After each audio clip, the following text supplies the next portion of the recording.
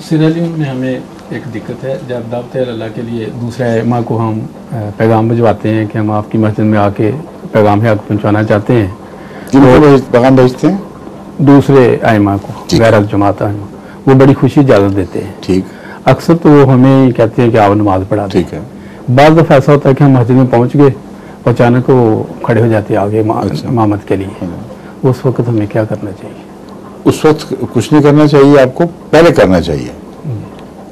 ऐसी जगह जहाँ गलतफहमी का खतरा हो, जहाँ फितने का एहतमाल हो, अक्ल का तकाजा है कि पहले प्लग करें उसको, उनको पैगाम भेजें कि हमारा मसलक ये है, खुल के बताएं।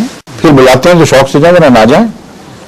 उनको बताएं हमारा मसलक ये है कि खुदा जब इमाम मुकर्रर कर दे तो उस इमाम के मुनकिर के पीछे नमाज नहीं हो सकती, वो इमामत के हक से ही मारा जाता है।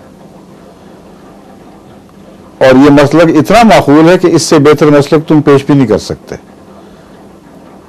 वरना तुम्हें ये कहना पड़ेगा कि दुनिया के इमाम को तो ये जरूरत होनी चाहिए कि खुदा के कायम करदा इमाम का इनकार कर दे, और खुदा के कायम करदा इमाम के मानने वालों को इजाजत नहीं कि वो दुनिया के कायम करदा इमाम का इनकार करे। कैसा पागलों वाला फार्मूला है ये। और उनसे आप पूछ सकते हैं कि बताओ, अगर ये इमाम महदी नहीं तो आएगा जब, तो क्या तुम पढ़ोगे उसके मुनकरीन के पीछे नमाज?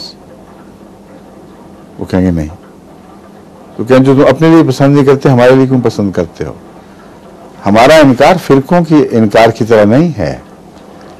तुम्हारे तो बेशुमार फिरके और सारे ही फिल हकीकत इस बात के कायल हैं, खा आमत उन्नास को इल्म हो या ना हो, कि दूसरे फिरके के इमाम के पीछे नमाज जायज नहीं है। तो फर्क सिर्फ सच्चाई और झूठ का है। हम सच्चे लोग हैं, कुछ छुपाते नहीं, जो अकीदा है उसी के मुताबिक अमल करते हैं।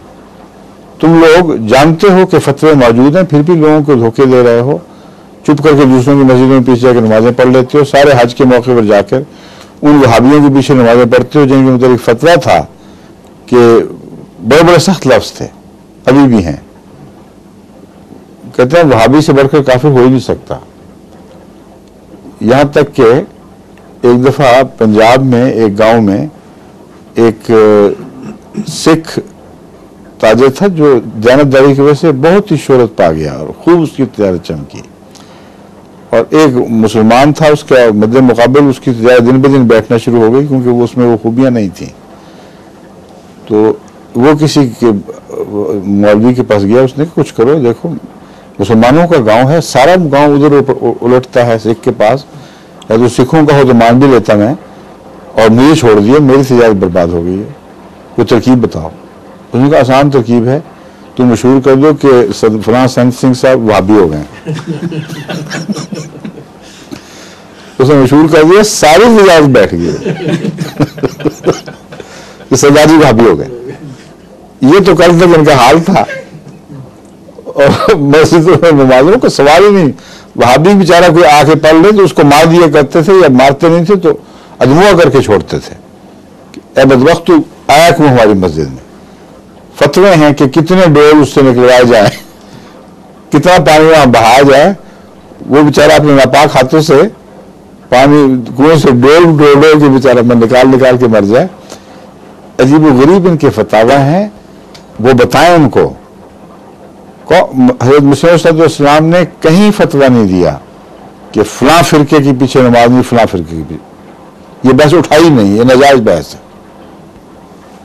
फिरके हैं, मुसलमान जब तक हैं ठीक है, लेकिन मुनकिर के हक में जो खुलम खुला जसारत करता है कि खुदा के कायम करदा इमाम का इनकार कर दे, उसके खिलाफ, उसके पीछे नमाज जायज है ही नहीं। और ये वो फतवा है जिस पर सब फिरकों का इत्तेफाक है। एक ही फतवा है जिस पर हर फिरके का इत्तेफाक है। वरना जब ये कहते हैं बरेलवी के वहाबियों के पीछे जायज नहीं, तो वहाबी तो मुत्तफिक नहीं है उससे। जब वो कहते हैं शिया कि सुन्नियों के पीछे नहीं, तो सुन्नी तो मुत्तफिक नहीं है इस फतवे से। मगर वो फतवा जिस पर हर फिरके का इजमा है वो यही है जो हमारा है कि इमाम महदी आ जाए, जिसको खुदा मुकर्रर कर दे, उसका मुनकिर मुनकिर भी ऐसा जो उसे फरेबी कहे, तुम्हारी नमाजें उसके पीछे हो जाएंगी। इतनी वाज़ेह खुली खुली सादा बात है, इसमें तासुब तंगनवेदी का सवाल ही कोई नहीं पैदा होता। ये पहले समझाएं फिर जाएं, ठीक है।